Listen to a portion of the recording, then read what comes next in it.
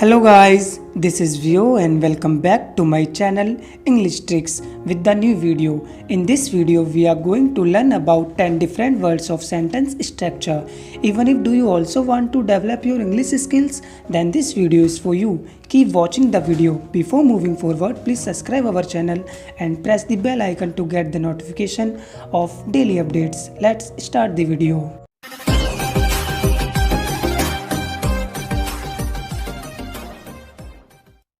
तो गाइज आज का हमारा पहला सेंटेंस स्ट्रक्चर का वर्ड है टर्न इनटू, जिसका हिंदी अर्थ होता है में बदल जाना।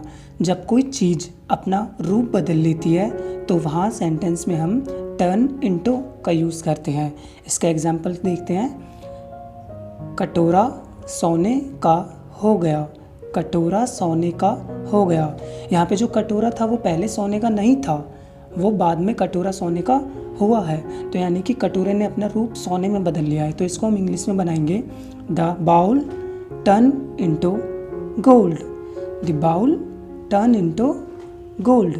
चलिए इसका एक और एग्जांपल लेते हैं। पानी बर्फ़ में बदल गया। पानी बर्फ़ में बदल गया। यहाँ पे जो पानी है उसने बर्फ़ की अवस्था बदल लिया, वो चेंज हो गया किस में, बर्फ़ में। तो इसको हम टर्न इनटू से इस तरह से बनाएंगे the water change into ice.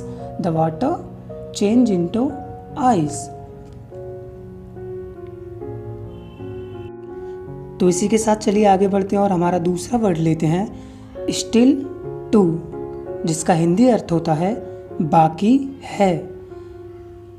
इसके एग्जाम्पल के तौर पर हम इस तरह से समझेंगे, अभी कुछ लोग आने बाकी हैं। जिस भी हिंदी सेंटेंस के लास्ट में बाकी है शब्द आ जाए तो वो सेंटेंस हम इंग्लिश में स्टिल टू से बनाते हैं। अभी कुछ लोग आने बाकी हैं, तो इंग्लिश में हम इसको इस तरह से बनाएंगे some people are still to come. Some people are still to come. चलिए इसका दूसरा एग्जाम्पल लेते हैं।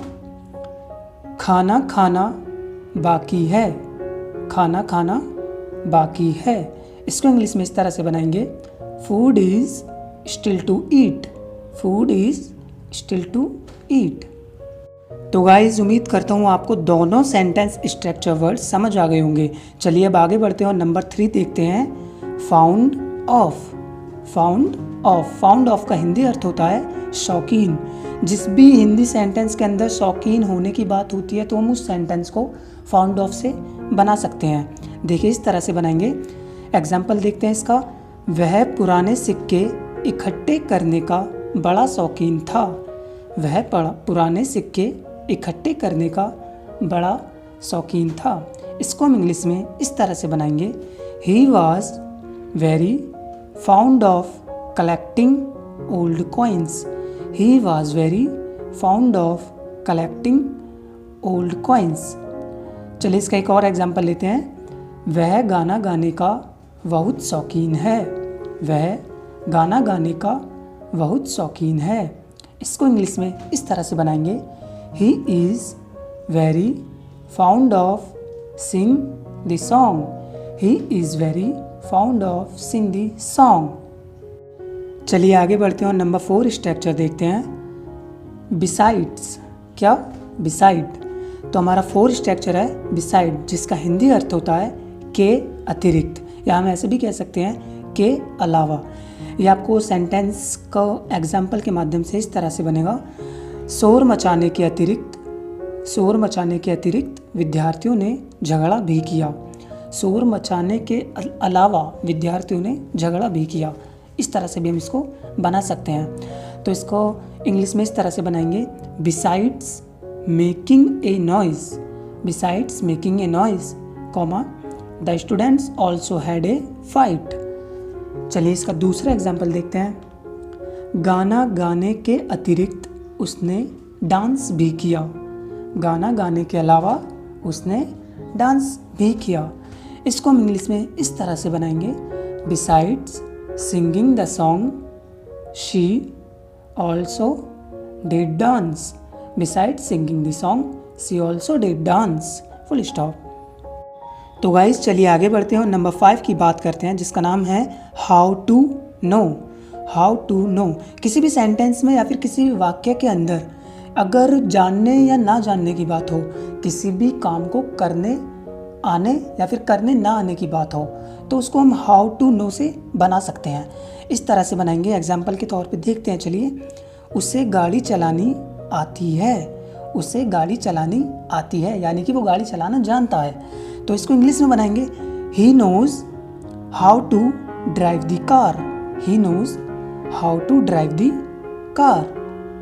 चलिए इसका एक और एग्जाम्पल लेते हैं ताकि अच्छे से समझ में आ जाए।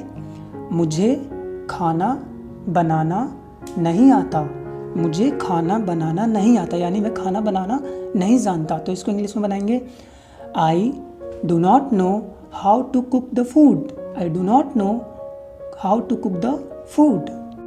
चलिए आगे चलते हैं। हमारा नंबर 6 सेंटेंस स्ट्रक्चर का वर्ड है अबाउट टू।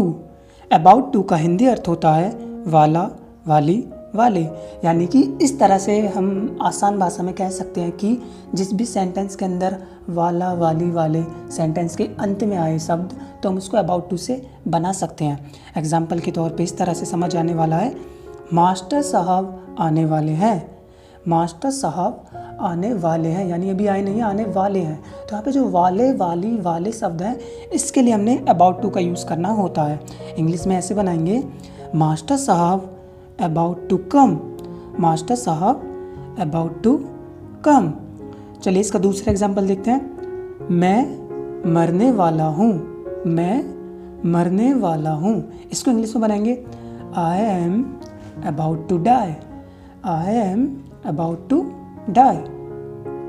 चलिए आगे बढ़ते हैं और नंबर 7 सेंटेंस स्ट्रक्चर का वर्ड देखते हैं, जो कि है has to, have to, had to, has to, have to, had to, यानी कि जिस भी सेंटेंस के अंदर आपको पढ़ा शब्द आ जाए ना, नज़र आ जाए, ऐसा फील हो आपको, इस तरह से लगे कि सेंटेंस में पढ़ा शब्द दिखे, तो आपको वहाँ पे has to, have to, had to का यूज़ करना है।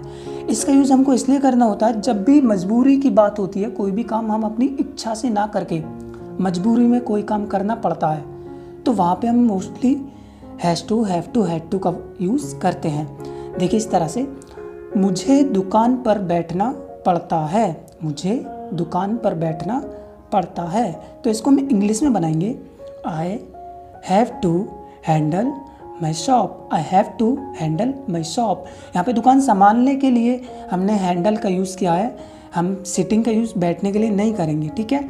अभी इसका दूसरा एग्जाम्पल देखते हैं, मुझे गाना गाना पड़ता था, मुझे गाना गाना पड़ता था, यानी कि उसको गाना गाना पड़ता था मजबूरी में, उसका खुद का मन नहीं था, मुझे गाना गाना पड़ता था, ठीक है। इस तरह से फील हो रहा है, तो हम इसको इंग्लिश में बनाएंगे, I had to sing the song, I had to sing the song. चलिए इसका एक और एग्जाम्पल देख लेते हैं, ज्योति को चाय पीनी पड़ती है, ज्योति को चाय पीनी पड़ती है।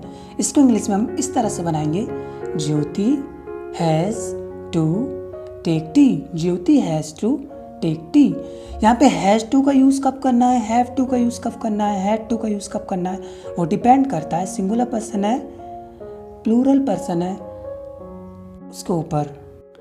तो नंबर 8वां पॉइंट है गोइंग ऑन, चल रही है, चल रही है या चल रहा है। इसका एग्जाम्पल देते हैं, दावत चल रही है। इसको इंग्लिश में बनाएंगे, the feast is going on. इसका दूसरा एग्जाम्पल है, मैच चल रहा है। इसको इंग्लिश में बनाएंगे, मैच इज़ गोइंग ऑन। तो चलिए हम आगे चलते हैं और हमारा अगला सेंटेंस स्ट्रक्चर का नाम नंबर 9 वर्ड लेते हैं, जिसका नाम है रनिंग वेल, रनिंग वेल। इसका हिंदी अर्थ होता है अच्छा चल रहा है, अच्छा चल रहा है या रही है, इस तरह से भी कह सकते हैं, ठीक है। तो इसका एग्जाम्पल देखते हैं, उसकी दुकान अच्छी चल रही है। इसको इंग्लिश में बनाएंगे, his shop is running well, his shop is running well. इसका एक और एग्जाम्पल लेते हैं, मेरी पढ़ाई अच्छी चल रही है। इसको इंग्लिश में बनाएंगे, my study is running well, my study is running well. चलिए हमारा आज का आखिरी सेंटेंस नंबर 10 की बात करते हैं। ओवर, हमारा आखिरी सेंटेंस का वर्ड है ओवर, जिसका अर्थ होता है ख़त्म करना या समाप्त होना। यानी कि जिस भी सेंटेंस में समाप्त होने या ख़त्म होने की बात हो तो उसको हम ओवर से बनाएंगे। किस तरह से बनाएंगे, एग्जाम्पल देखते हैं। मैच समाप्त हो गया है, मैच समाप्त हो गया है, इसको बनाएंगे ओवर से इस तरह से, match is over, easy, match is over. Pen ख़त्म हो गया है, यानी पेन आपका चल रहा था, पेन चलते चलते रुक गया, यानी कि उसकी जो इंक है वो ख़त्म हो गई, तो इसको इंग्लिश में बनाएंगे pen is over, pen is over. तो चलो इसका एक और एग्जांपल देख लेते हैं। घंटा पूरा हो गया है, घंटा पूरा हो गया है, the period is over, the period is over. So friends, how was the video? Leave a comment if you find this video useful, and also do like and share. Thanks to all of you guys for watching this video. See you in the next, and have a good day. Bye.